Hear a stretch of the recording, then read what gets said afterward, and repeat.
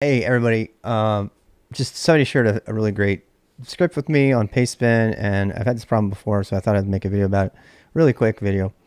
Um, when you use Pastebin, when you curl down the file, if you do like curl dash whatever, to get the file, um, or if you copy and download it, whatever, oftentimes you're going to end up with these caret m's, which are control m's, which are actually carriage returns, as you might more familiarly know it as \r.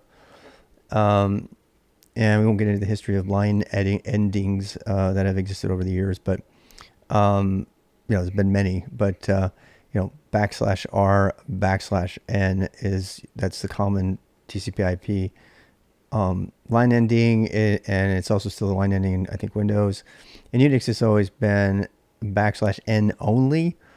I think Mac for a while had \r only for a while. So that's all largely been taken care of, and usually you can we'll take care of all those files for you. By the way, you can be able to say you can set settings for which one you want. But if for any reason you end up with these things in your file, first of all, how do you see them? So like when I went to go run this thing, I had to recreate it actually. There we go. So we had this going on. And this is another reason to use VI, by the way. I think Emacs can do this too. But when you use VI, you can see these extra characters here. You cannot see them as easily in other things. So I went to run it, and it said, you got this error on the bit of thing, right? So you might go. I mean, if you cat it, you're not going to see it because why? It's not there. Twitch view, it's not there. I mean, it looks fine to me. Or if you edit it with I wonder if nano catches it. That'd be interesting. I haven't tried that. So Twitch view. Yep. No sign of anything. And there's probably a way in nano to make it show, but no, right? And so what are the options here? So maybe open it in VI. Twitch view, but it can be really confusing, particularly to a beginner. Now my VI is now fixed. It was not showing it that before. And I had to tweak my vimrc a little bit. And I did want to point out one of the dangers of adding this in your vimrc. So right now, I have set list. And when I first opened the file, it didn't show the R's at all. I mean, the \m's at all. I mean, the control m's. It didn't show them at all. It was like really hard to see. So if that's happening, if for some reason you can't see anything, I mean, it was more akin to NVI like this. So this is the closest you're going to get to VI usually. It's called NVI, not NeoVim, NVI. And you can put that on here, you can see. But I want to show you what this would look like in the olden days when you would open it, right? You would NVI. Oh, wait, I'm sorry, I showed you the wrong file. Twitch view. So this actually shows the control M's now. It wasn't showing it earlier.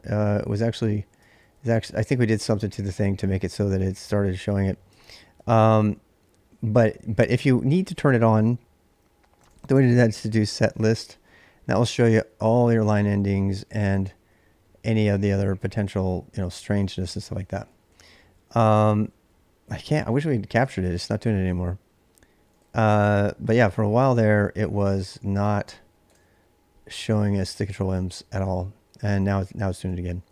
So it's easy to go in and just delete them now, right? Well, how do you do that for the whole file? There used to be a program on the script on the system called DOS to DOS. I don't think this is here anymore.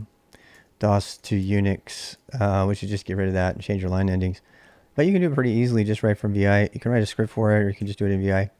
So VI, you go to the top here, and you don't have to go to the top actually. I mean, we can do it another way, but.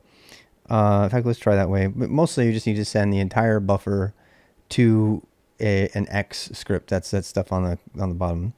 So we can do colon. I think it's percent. I don't use this one very much. I usually just do from there down. So I'm used to that other method.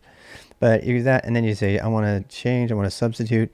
Again, you don't need to use slash, by the way. I tend to use comma because I'm usually replacing stuff with slashes. But if you want to do that, it's fine. So slash, then you do \m. R for carriage return, right? And it'll give you your matches, and then slash, and then you have to what you're going to replace it with, which is nothing. And there's only one per line, so you don't have to put a G. You have to put a G if it was more than one per line, but you don't have to. So that says replace all of the line endings all the backslash R's, all the carriage returns. So you don't have to get much more precise in this case.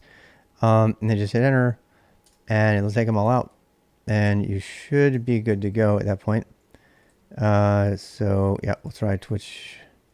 It's a cool little script that who wrote it. I'm trying to find out who wrote it. I cleared my buffer.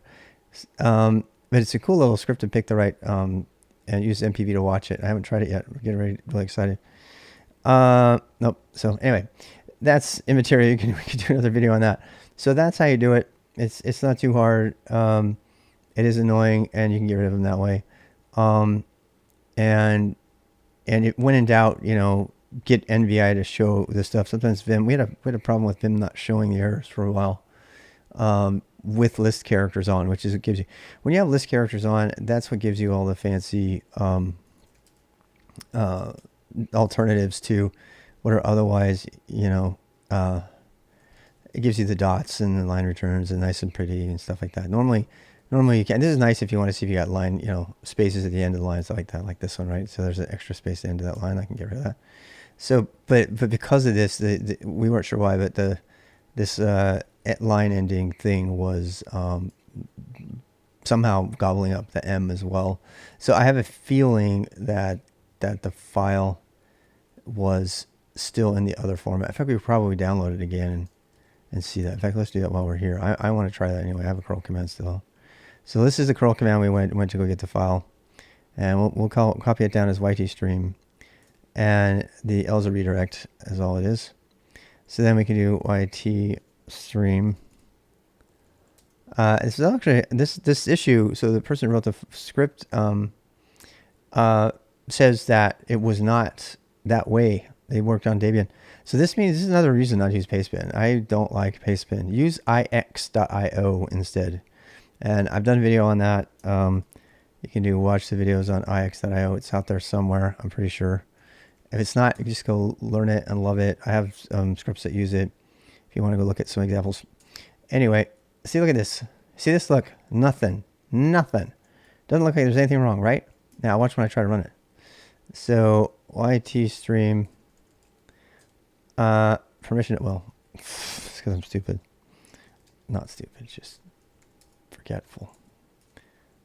YT stream. There you go. See that?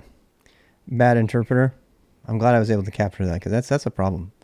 And so then thanks. How's it going, Mitsugui? So what? So now we have that same exact situation. So watch. This is the insidious thing.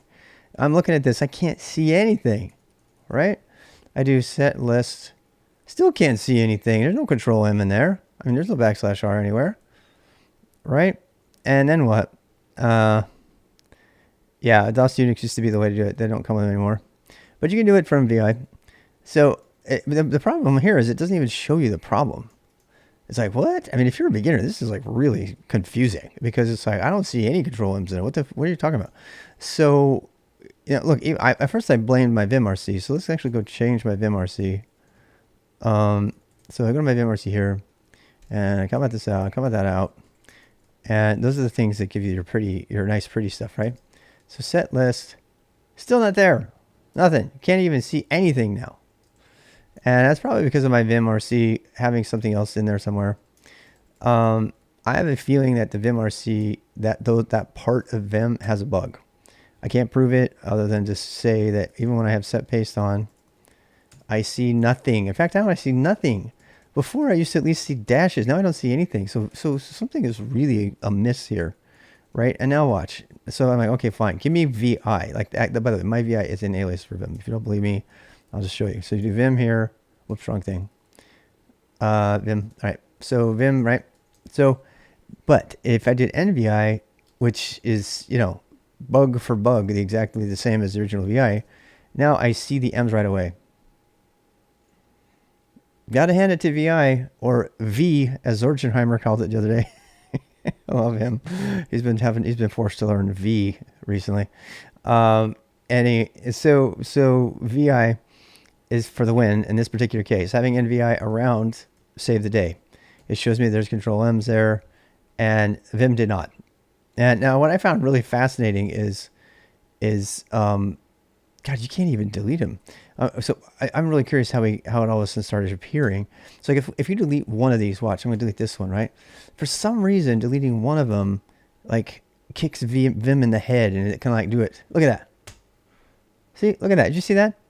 So if you delete one of them, all of a sudden Vim's like, oh, you have control M's in here. You have backslash R's in here. Let me show them to you.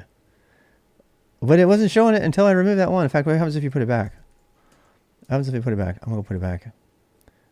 Oh, no, I need to borrow you here for a second. Let's borrow here. I think it's the act of saving the files, I think, what causes it. I think from then on, you got M's. So there's something about the state of the file, and I believe it's a header. I think there's some bytes of the header you don't see that probably the, what is it called? The BOM, I think it is, the byte order mark. I would bet you there's a BOM in there at the very beginning that still confuses it. And so when you do any modification to the file, it starts to see the control M's. Very, very weird bug. It's not really, I don't even know if it's a bug. It's just there. So how do you get rid of it? We already did that. So we'll do it again. So we're going to send %, says send the whole file buffer to X with the S command, which is going to replace all the backslash R's with nothing. Enter. And now we have something we can run. That's all. Go try that in case you get stuck. Hopefully people will find